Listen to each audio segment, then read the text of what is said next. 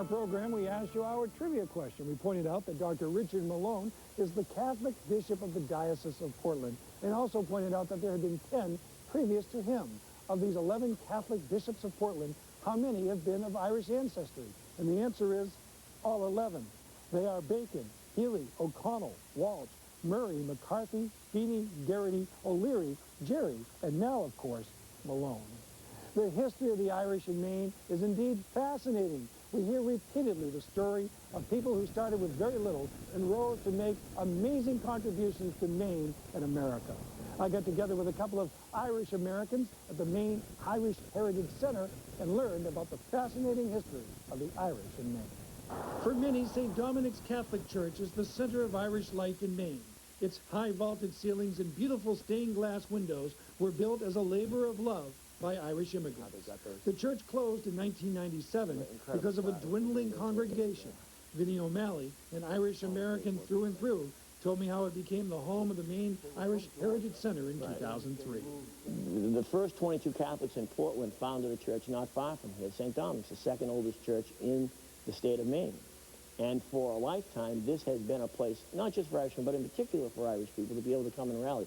The building is on the National Register and was home to a number of community events until May of 2006.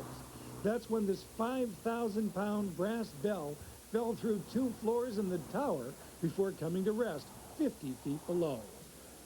Oh, baby. Yeah. Oh, baby. Yeah.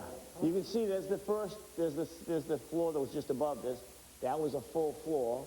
It hit that, took that down, came down to this level where you can see the bricks where there was another floor, full floor. It took that floor out and landed here in a heap. The calamity closed the building for public events. Irish Center leaders are trying to restore the tower and church, which still houses nonprofits and Irish cultural materials. While many of Irish descent are Catholic, many are not. In fact, the first Irish to immigrate to Maine were Presbyterians. Michael Connolly is a St. Joe's professor who has authored this book about the Irish in Maine. But the first Irish that arrived in Maine actually came from the northern part of Ireland, Ulster, and they were largely Presbyterian, not Roman Catholic. And they left Ireland for the same reason that the Catholics would leave later on. They were being persecuted. They dispersed mostly along the coast and were generally successful and prosperous. That cannot be said of those who fled the famine. 1 million Irish immigrated in the late 1840s when the potato crop failed for 5 straight years. Several thousand came to Maine. They came here because there were jobs available, and one of the chief ones was longshore work, loading and unloading the vessels coming into Portland.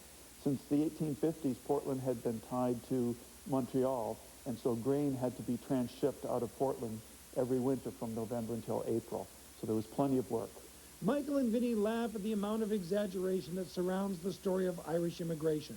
For example, there were not nearly as many in the IRA as have come to this country and claimed such status.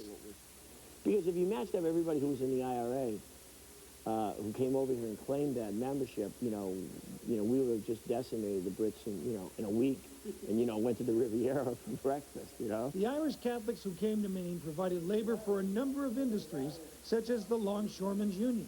They worked hard and played hard. Well known for gaiety and fun, they were also known to drink and fight. Vans that picked up the arrested had an Irish name until recent years. Well, Paddy Wagon is a good example. I mean, every ethnic group that's come into America has had a transition period. And the Irish did, for sure, have their transition period. Many Paddies did end up in jail for too much consumption of alcohol or other problems. As education was made available to the Irish, incredible stories of success began. John Ford, one of America's greatest film directors, was an altar boy here at St. Dominic's. The son of a Portland longshoreman, Joe Brennan, showed incredible mobility in a single generation by becoming Maine's 2-term governor and congressman. And George Mitchell of Waterville, who was half Irish, became not only Maine's senator, but one of the greatest diplomats in American history. And he's a good example. He has Irish connections, strong Irish connections, and look at what he's done, not only for the state of Maine, but for the country as a whole. And now, as we're speaking today, they just had elections in Northern Ireland yesterday, in preparation for restoring peaceful, devolved government in Northern Ireland, and he played an incredible role in that. It's fair to say our Irish heritage faces the same challenge as all others here in America's great melting pot. The Irish are no longer downtrodden or excluded.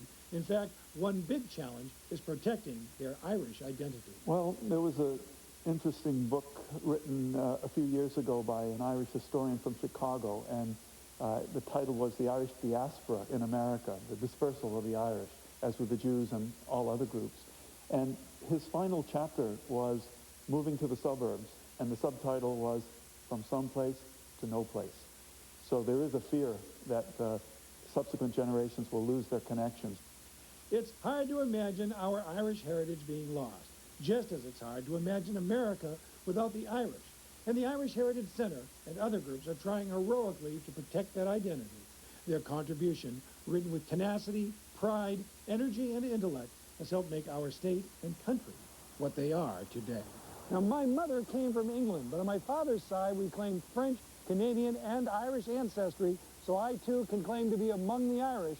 Besides, this time of year, everyone's Irish.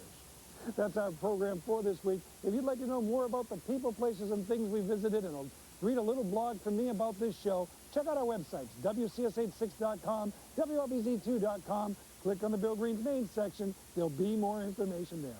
Thanks so much for being with us. Enjoy the spring and the St. Patrick's Day season, and we hope to see you next Saturday night at 7 for another edition of Bill Greene's Maine.